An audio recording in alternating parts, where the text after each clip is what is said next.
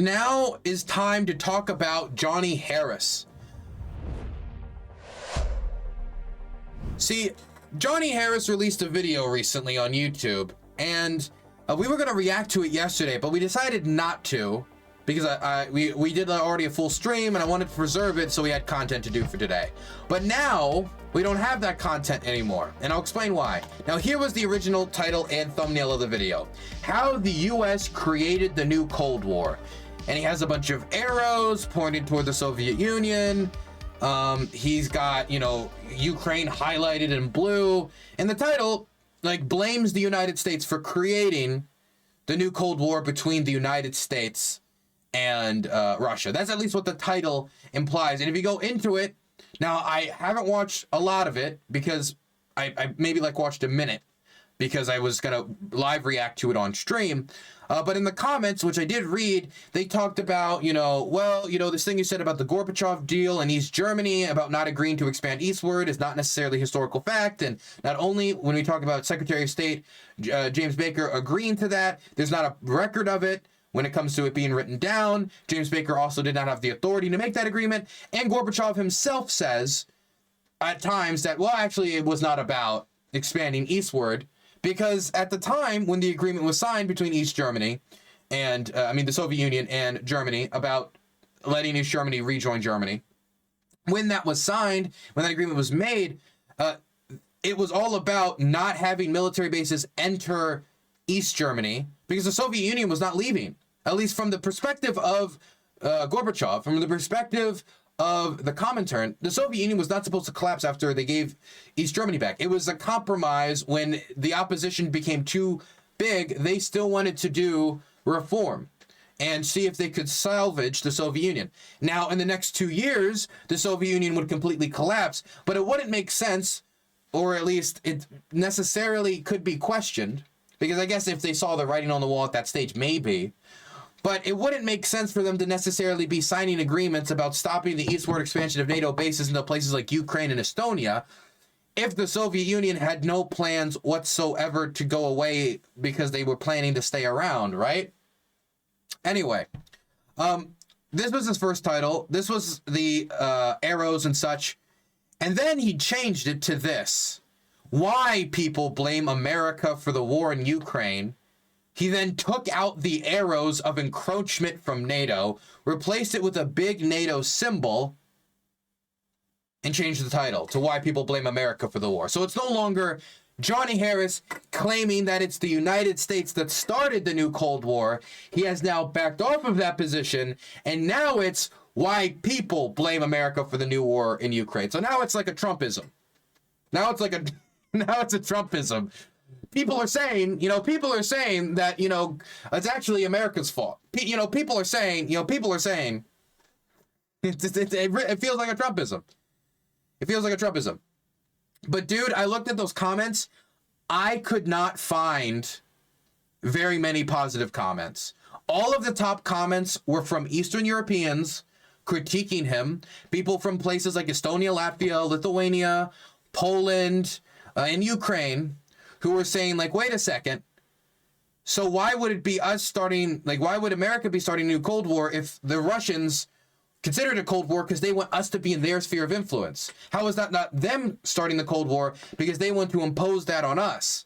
And they started confronting him with, wait a second, not only that, but this here and this there, and you're really just, you're kind of just looking at, here's one big chess piece, here's another big chess piece, and you're kind of leaving us out of the picture. That was the general reaction from Eastern Europeans reacting to Johnny Harris. It was, this does not include our perspective here. It's not encroachment. We invited NATO because we were afraid of Russian invasion, like they invaded Moldova, like they invaded Chechnya twice, like they invaded Georgia, and now like they've invaded Ukraine twice, with most of that being under Vladimir Putin. But of course, the Moldova invasion and the first Chechen invasion were done under Boris Yeltsin. So it was not just Putin, it was, Russia, but also, of course, Putin. Anyway, so after this, I was like, okay, I'm ready. Let's go watch the video. He's changing the position a little bit. He's backing up.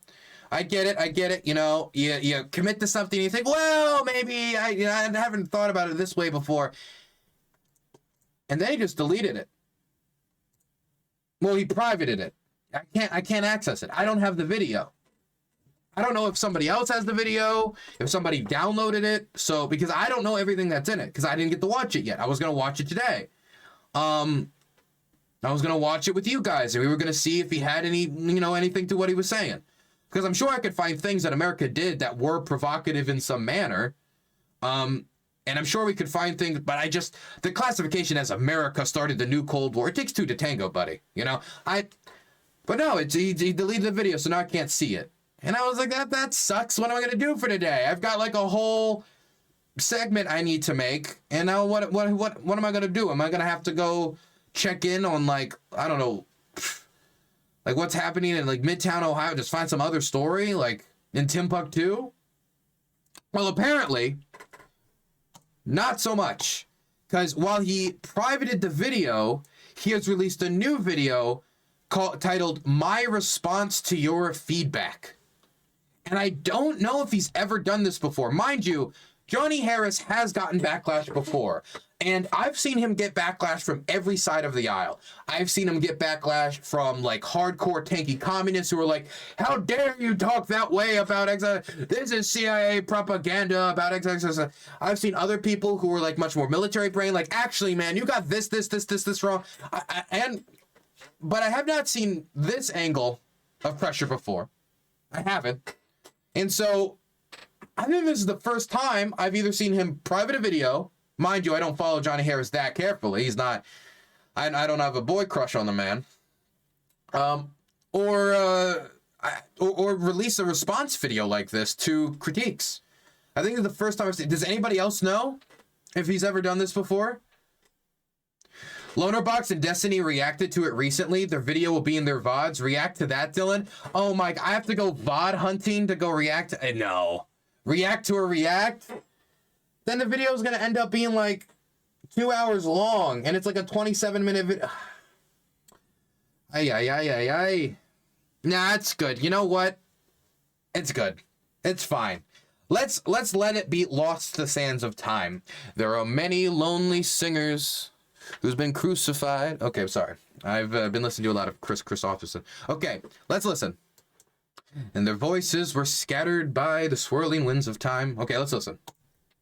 Hey everyone, I am taking down the video that I published earlier this week on NATO and Russia. I want to redo it. I got some things wrong and I want to do it right. I am so grateful for the wave of feedback that I got from this. The comment section can be a brutal place sometimes, and this was hard for me at first, but ultimately I love this. I love that I can put something out there and that I can hear from you, a group of people who come back with good faith debunks, critiques, and feedback for me to make me better at what I do, to wake me up to blind spots I might have in my perspective. Okay, but what were the blind spots? I'm interested to hear what exactly they were. The thing, why the change in the thumbnail or title though? It seems like he got the critiques and then he, instead of like running to remove it, he wanted to like reposition maybe, like, well, maybe if I just say it's not me saying the nonsense and it's somebody else saying the nonsense. But I mean, look, some people just would not remove it at all. I mean, like, there's like nonsense videos posted by Boy and others that are still up that have a lot of views talking about, how the situation developed to where it is. So, at least he had at least he could tug on his balls enough to, at least admit some fault. A lot of people online won't do that, in large part because it feels like it undermines their credibility and you don't really look good necessarily when you do it. And as a streamer, there's a lot of times the confidence that comes, and I'm saying this as a streamer, but it's also true of YouTubers. A lot of the times the power in an audience can come from the confidence in which you say something. If you say something confidently, people will believe you. And so if you start saying, well, I was wrong, and then people are going to be a lot more skeptic to believe you necessarily, but then they hear somebody else is saying the opposite of you with much more confidence and with no regard to whether he's saying the truth or not. And it's like, oh, that sounds pretty tempting. I deeply appreciate that. And I believe that that is the core of good journalism, being earnest about seeking truth and knowing when you need to shift your perspective. So in this video, I'm just going to quickly get you up to speed on what I've learned, what I think I got wrong here, and also... Okay, good, because this was the thing I wanted. Because this video got 104,000 views. The other video got probably close to 1 million, or possibly even crossed 1 million. So you can't just say oopsie doopsie and like move on. You got to name what you got wrong. And he said he's going to make a totally new video. So it's good that it's not just going to be oopsie doopsie and move on, but he's going to reassess, reevaluate, and rewrite, which is good. Quickly get you up to speed on what I've learned, what I think I got wrong here, and also try to explain the intent behind publishing this video in the first place, because I kind of want your help on how to think about how to do a format like this. So first, what I got wrong here. It was clear to me from a lot of these comments, mostly from Eastern Europeans, that I omitted the valuable perspective from these Eastern European countries that were a huge part of this story. This piece should have more thoroughly included those perspectives. I focused a lot on the geopolitics. Ironically, 50 to 60 to 70% of the commentators who come out with this, like, how America provoked yada, yada, yada, yada, yada, if they just included that to have a more inclusive perspective, like, I would have, like, 90% less anger and frustration towards them. It wouldn't even be like, of course, America's also, you know, did things after the collapse of the Soviet Union, took advantage of their position of dominance and power, that you could say, or like it made economic advice that necessarily wasn't the best, and et cetera, et cetera. Like, of course, you can find things like that. Yes. But once you just cover all of that, leave out the Russian imperialism, and then discount the lives of the people that actually live on the territory you're discussing, you've completely removed yourself. You sound like an old British imperialist saying, we're going to carve Africa this way, and then we're going to carve Africa that way, and it's... No, I don't like it. Of the United States and Russia in the 90s when NATO was expanding. And in doing so, I think I left out a very valuable perspective. I see that very clearly now. I also didn't show a sensitivity to what it means to live next to modern Russia, an expansionist, hostile state that is currently fighting a war of choice with its neighbor. Not to mention the generational trauma that comes with the decades of atrocities under Soviet rule. I have no good excuse for leaving this stuff out, other than a simple lack of sensitivity and understanding around those specific topics. That's something I genuinely want to change, and I am genuinely sorry for treating such sensitive topics without the care that I think they deserve. Look, I gotta give him credit for doing this. I gotta start off by giving him credit, but I do gotta throw this out there.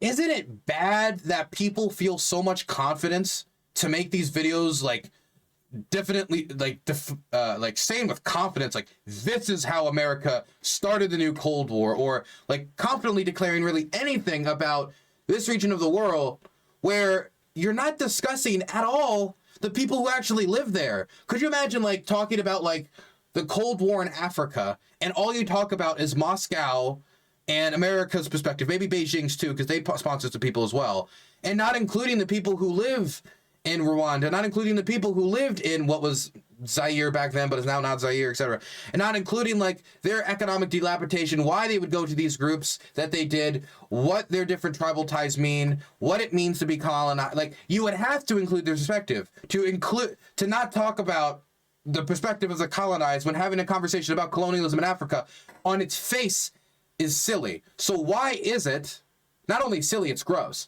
So why is it acceptable in modern geopolitical discourse? I don't know if it's just because the Mearsheimer light discount people who have dribbled down from his YouTube essays, right, his YouTube speeches, don't think they have to consider their interests at all, don't think they need to consider the internal dynamics at all, the culture, ideology. This is my problem with Mearsheimer's type of realism. There are other types of realism that are more inclusive of this, but in the bare bones of it, like, realism is not supposed to take these things into consideration necessarily. And John Mearsheimer has never been very good at doing that. And that's why he got everything wrong on Ukraine. He got wrong on the fact that the Russians wouldn't invade, and then he got wrong on the fact that if they did invade, the war would be over in like a week. He got wrong on both counts by a massive scale. And so the fact that there's so many people that feel confident enough to speak on this with very bare bones knowledge, about the region that's even being struggled over, about the decisions made by the people there about the futures of their country. Occurred is occurred. It's just ridiculous. This is a pro Roy Benavides super chat. Hey, thank you so much for the $5. Appreciate it. Fast and Bulbous. What a name. Bulbous. Bulbous. Bulbous. It's a fun word to say. Such sensitive topics without the care that I think they deserve. This feedback was also heard by our sponsor. They have their own experience with Russia and NATO, and they didn't want to be associated with this. Now, I should be clear, sponsors... Oh, snap. So it wasn't just that his viewers from Eastern Europe were upset. It was also his sponsor got upset by the video. Oh, snap. I wonder if that's when he changed the thumbnail and title, or that's when he took it down. I think maybe he changed the thumbnail and title when the comments reacted, and I would suspect that when he got the sponsorship call, then that's when he took down the video. I'm just suspecting. This is pure speculation, okay?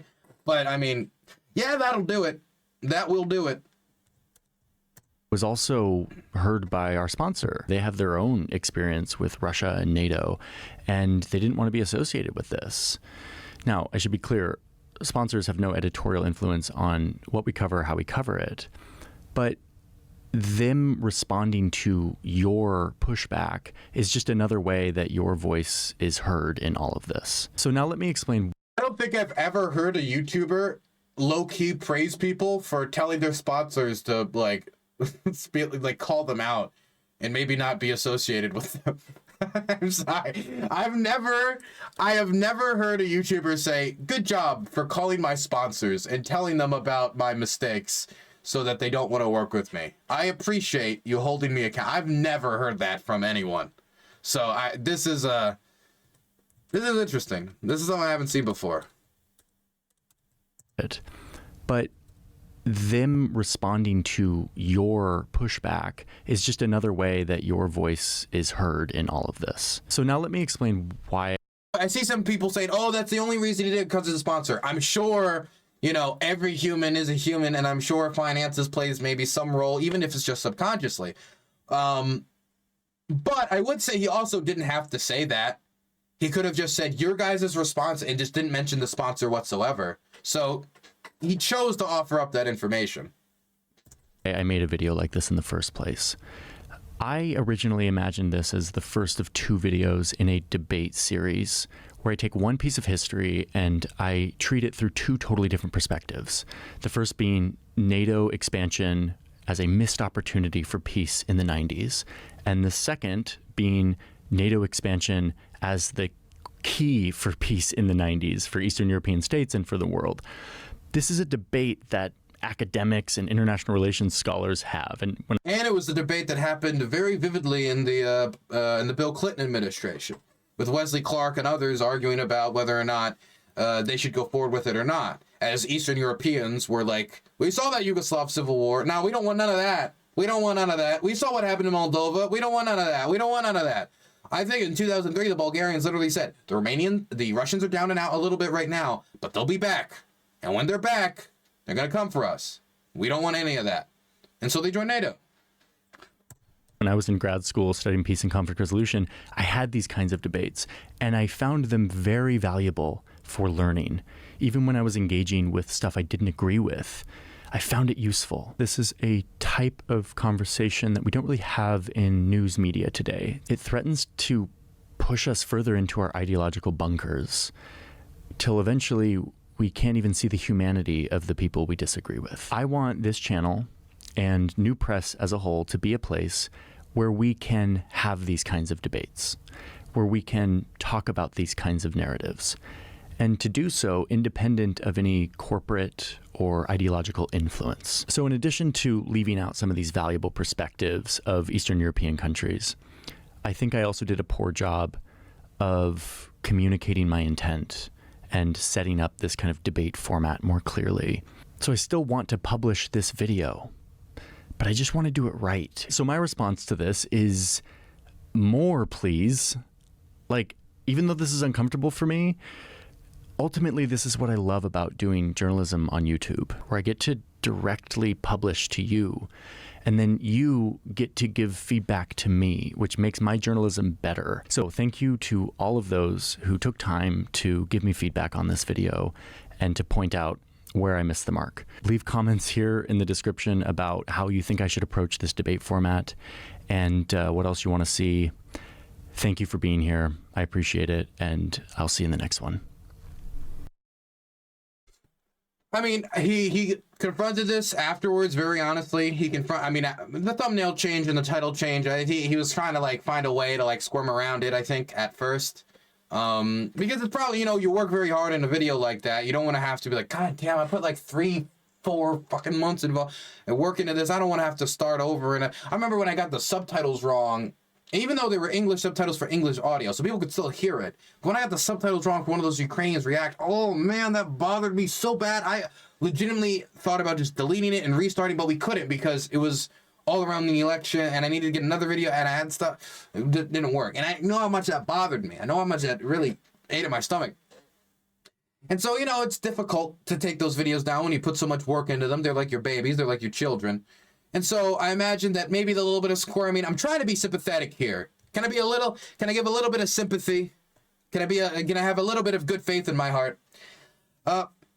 You know, he's hard to make that decision. He makes that decision finally. And after he makes that decision, instead of just moving on and pretending nothing happened, maybe making like a community post like, I may got a thing or two wrong. I've decided to remove it, yada, yada, yada. He posts a video explaining the situation, and now he's going to redo it. And when he does redo it, we will watch it. We'll see if it's any good. And then hopefully we can see both sides of the debate as he is ascertaining them to be. Maybe we'll wait for both of the videos to release and then watch them back to back. So we don't have like the situation where we watch the first one, get a bad taste in our mouths because we only got like the one side of an argument and we get both of them. But this is the most responsible way, I think, after making this type of mistake to approach it. Outside of that, all I have to say about this is the amount of confidence people have to speak on this without listening to the voices of the people who live in these lands shows that, like, you know, maybe people won't call themselves a colonial anymore, but there's a certain mindset that I don't think has completely gone away. We'll give away this country like it's a chess piece. We'll give away that country like it's a chess piece. These are not chess pieces. These are nation states made of people. And what they want in their countries and for their futures matters.